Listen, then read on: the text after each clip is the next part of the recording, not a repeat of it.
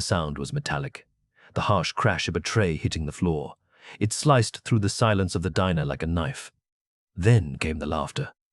Cruel, young, and arrogant laughter. Tomato soup was spreading across the floor. Broken porcelain shards were scattered on the tiles. The old man, Arthur, was trying to gather the food with trembling hands. He was on his knees. The elbows of his jacket were worn out. His hair was gray and messy. The young man standing over him was just laughing.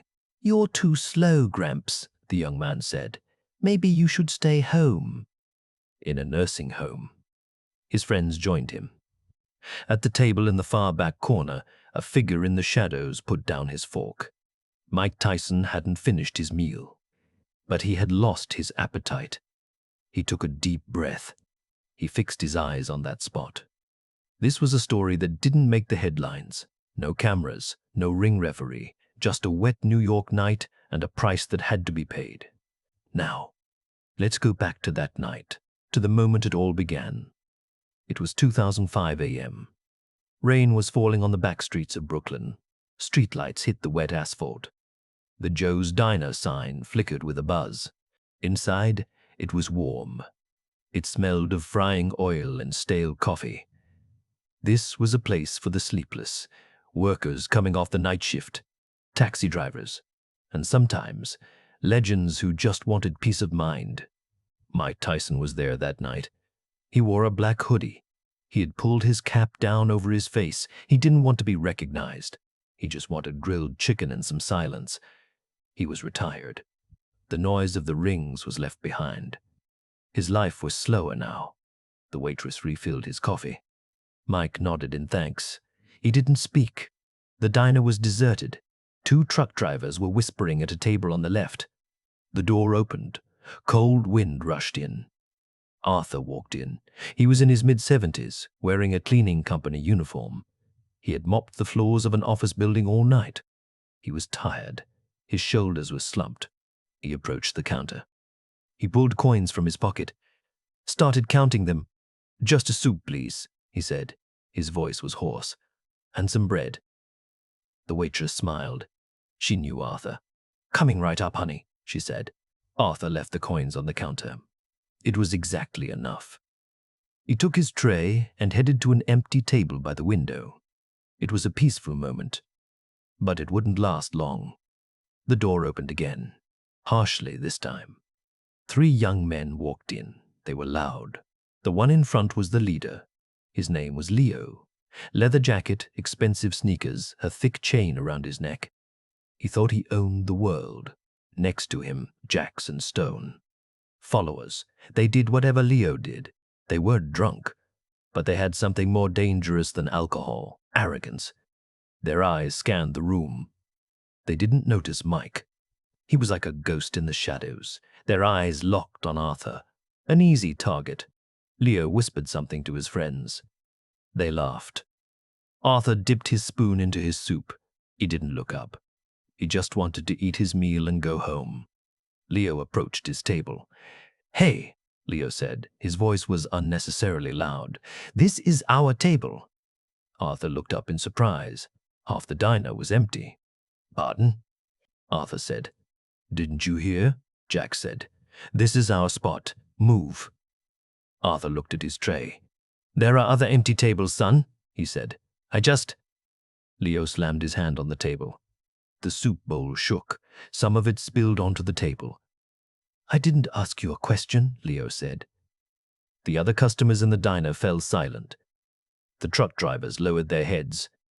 Nobody wanted trouble. The waitress wanted to intervene. She took a step. Leo shot her a sharp look. She stopped.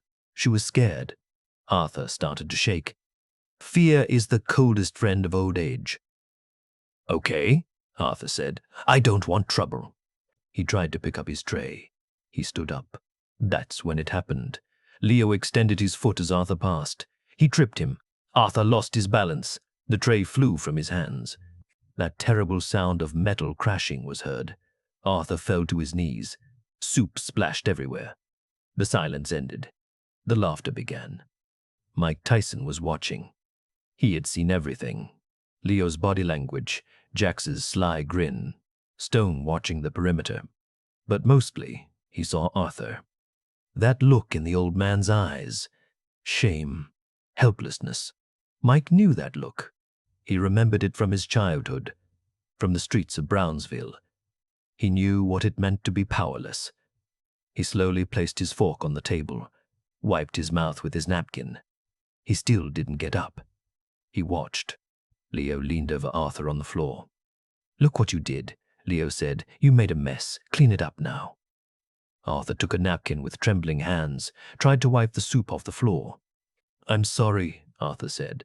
His voice was breaking. "Faster," Leo said. He poked Arthur's shoulder with the tip of his shoe. "Clean it like a dog." That was contact. Physical contact. The line had been crossed. That old mechanism inside Mike clicked. That switch was flipped. He wasn't a retiree anymore. He was Iron Mike. He stood up slowly. The chair legs made no noise on the floor. His movements were fluid, like a tiger gliding through grass. He pulled down his hood. His face was revealed. That iconic tattoo around his left eye glistened in the dim light. The air in the diner changed. The pressure dropped. Mike walked through the tables. His steps were heavy but silent. Leo was still laughing at Arthur. His back was to Mike. Jack saw Mike. The smile froze on his face. His eyes went wide. His color drained. Jax nudged Leo's arm. "Leo," he said. His voice was no different than a whisper. "Leo, stop." "What is it?" Leo said, not turning around. "Look behind you," Jack said. Leo saw the terror on his friend's face. He turned around with a careless attitude. "What's up, man?" He couldn't finish his sentence. There was a wall in front of him. Mike Tyson was only half a meter away from Leo. Leo was tall, but Mike looked massive. His broad shoulders blocked the light. Leo took a step back. He almost stepped on Arthur. Mike's hands were in his pockets. His stance was relaxed. But his eyes, those eyes were piercing. Mike speaks in a deep, calm, but threatening tone. "Help him." Leo swallowed. Trying to overcome the initial shock, his ego kicked in. "What?" Leo said. His voice trembled, but he tried to stand tall. "Who are you, man? We have no business with this geese." Number 9. Mike cut him off. He didn't move. He just lowered his voice a little more. Mike, in an even more authoritative and icy voice, "I didn't ask you a question. I said help him." Leo studied the man in front of him. The face was familiar, very familiar. At that moment, the penny dropped. The tattoo, the neck thickness, that stare. This was Mike Tyson. Leo's knees went weak. There was no trace left of that bully from a moment ago. We were just joking," Leo said. "We weren't serious." Mike took another step closer. Leo hit the counter behind him. He had nowhere to run. Mike took his right hand out of his pocket. Jax and Stone jumped back. They thought Mike was going to strike. But Mike didn't strike. He put his hand on Leo's shoulder. He just put it there. But Leo felt like a building had collapsed on him. The weight of that hand. The power of those fingers. This wasn't an ordinary grip. This was a hand that had knocked out the world. Leo knew that if he wanted to, he could turn that collarbone into dust. He felt it in his marrow. Mike, whispering but every word hitting like a sledgehammer. "A joke? That man is shaking on the floor. You are laughing. What is funny? Tell me too. Let me laugh too." Leo couldn't speak. He had started sweating. "I can't laugh," Mike said. He pulled his hand from Leo's shoulder and reached out to Arthur. Without taking his eyes off Leo, he lifted Arthur from the ground, in one move. As if Arthur was as light as a feather. Arthur was in shock. "Mr. Tyson," he whispered. Mike dusted off Arthur's clothes. Then he turned back to Leo.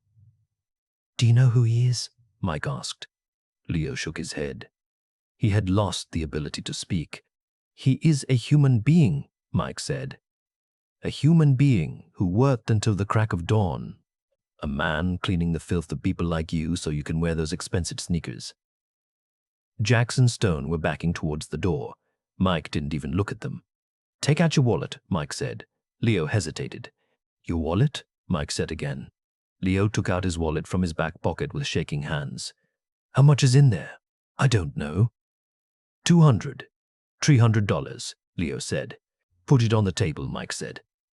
Leo took out the money, dropped it on the table. Now apologize, Mike said. Not to me, to him. Leo turned to Arthur. His face was bright red, a mix of shame and fear. I'm sorry, Leo said. Really? I'm sorry, sir. Louder, Mike said. I am sorry, Leo shouted. His voice cracked. Arthur raised his hand. Okay, the old man said. Okay, it's fine. Mike pointed to the door for Leo. Mike, in a precise and final warning tone, now get lost and pray I don't see you doing something like this again, because next time I won't just talk. Leo ran without looking back. He almost fell while exiting the door. Jackson Stone followed him. All three disappeared into the dark of the night. Only the sound of rain and the sight of the money Leo left on the table remained. The diner fell into silence. The waitress had her hand on her heart. Mike took the money from the table. Put it into Arthur's hand. Arthur wanted to object. No, I can't take it, he said. Mike closed the money into the man's palm. Mike, in a soft and respectful tone, take this. Consider it a tip for tonight's shift. You earned it. Arthur's eyes filled up. Why? Arthur asked. Why did you do this for me? Who am I? Mike smiled. That hard facial expression softened. You are a hard-working man, Mike said, and I don't like bullies. Mike signaled the waitress. Give us 2 more coffees, he said, and the best dessert on the menu. That night, Mike Tyson didn't leave Arthur alone. He sat with him. He listened to Arthur's story. He learned that Arthur was a Vietnam veteran, that he lost his wife 5 years ago, that he was working to put his grandson through school. Mike listened. People knew Mike Tyson's fists, but very few knew his heart. For Mike, power wasn't knocking someone out with 1 punch anymore. Power was lifting up the fallen. Power was being the voice for the voiceless. About an hour later, the rain stopped. Mike paid the bill. He left a tip for the waitress much larger than the money Leo had left. As he walked out the door, Arthur called out to him. Thank you, champ, Arthur said. Mike stopped. He raised his hand without turning back. Then he disappeared into the darkness of the Brooklyn night. Leo, Jax, and Stone ran home that night. Maybe they were shaking with fear at that moment, but they had learned the most important lesson of their lives. They learned that true toughness has nothing to do with a leather jacket, a necklace, or walking in a group. They learned that pushing around an old man isn't a show of strength, it's weakness. And most importantly, they learned that you never know who is watching in the dark. Mike Tyson didn't throw a single punch that night. He didn't break anyone's bones. But he knocked out those 3 young men in a way they would never forget for the rest of their lives. With words, with looks, and with a stance. The next day, life returned to normal at Joe's diner. Arthur went to his job, but now he walked with his head held higher, because he knew that in this city, justice doesn't always wear a cape. Sometimes, with a tattoo on his face and a black hoodie, he quietly drinks his coffee at the back table. As Mike Tyson said, everyone has a plan until they get punched in the mouth. But sometimes that punch doesn't land on your face, it lands on your conscience. That's when it really hurts.